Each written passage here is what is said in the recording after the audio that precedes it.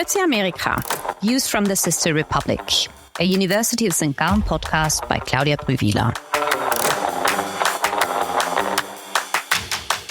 Ho, ho, ho, und grüezi miteinander to a short bonus episode on Christmas in the White House. Unfortunately, I cannot deliver Santa's ho, ho, ho with the necessary deep and booming voice. But then, why should I? Switzerland's Sammy Klaus would instead say the same as I usually do. Grüezi miteinander. And in Switzerland, he already made an appearance on December 6th. Or, if you are from Fribourg, on the first Saturday of December. In some regions, he will make a reappearance, though in very different garments. He will ring in the new year as a Silvester Klaus. So, no ho ho ho on December 24th in Switzerland.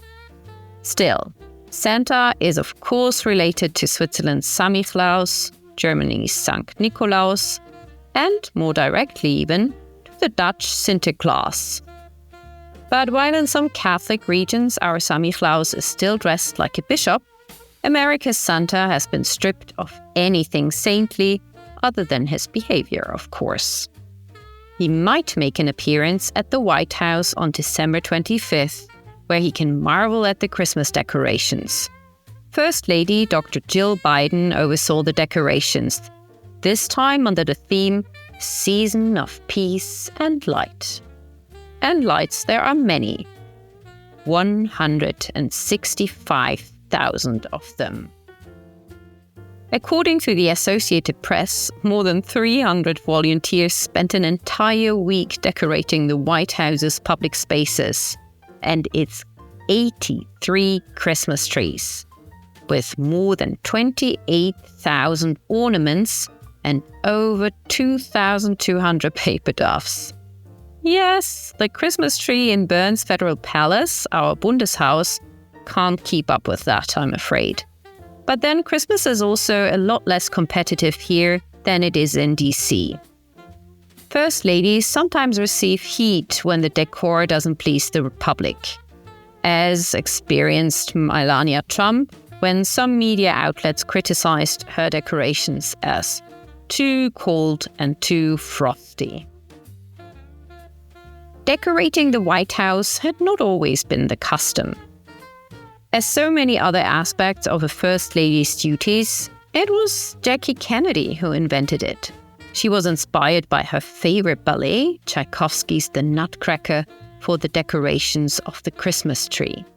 Already before her time, though, it was customary for the president to light a Christmas tree outside the White House.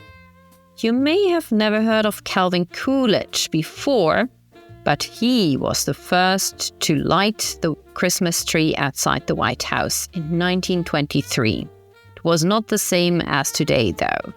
Nearly 5 decades after Coolidge, it was President Nixon who had the national Christmas tree planted at the southern ellipse of the White House. We no longer look at the identical tree, but it's still at the same place, and the custom of lighting the tree outside has remained until the present. It's anyway quite astounding how big an affair Christmas is nowadays in the United States. In the 17th century, Puritans banned Christmas celebrations. No, no, no, instead of ho, ho, ho.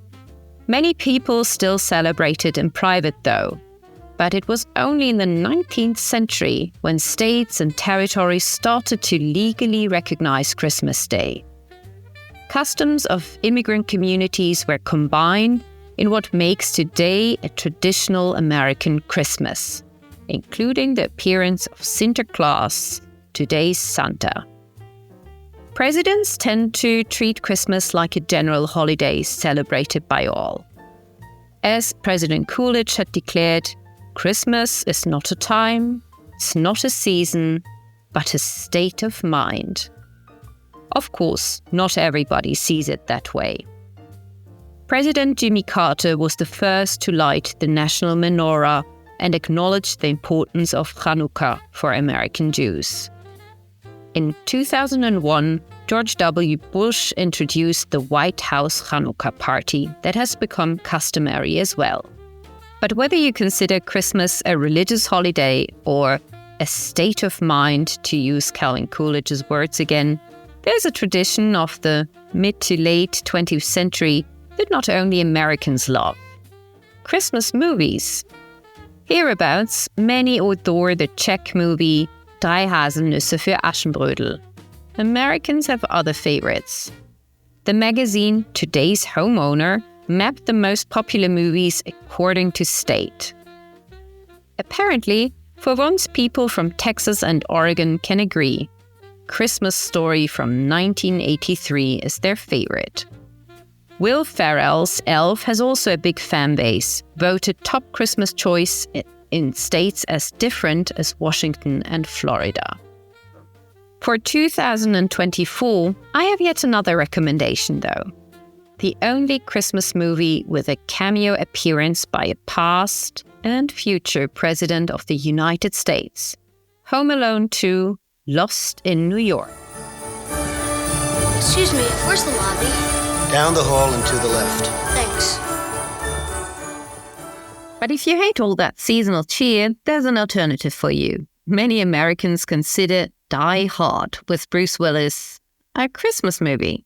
It's even #1 in Kansas and Vermont. But whatever you plan to do or watch, enjoy. To all those of you who celebrate, I wish you Merry Christmas, Frohe Weihnachten und ein gutes Neues, Happy Chanukah und auf Wiedersehen. Grüezi Amerika, Views from the Sister Republic, a University of St. Gallen podcast by Claudia Brühwiler.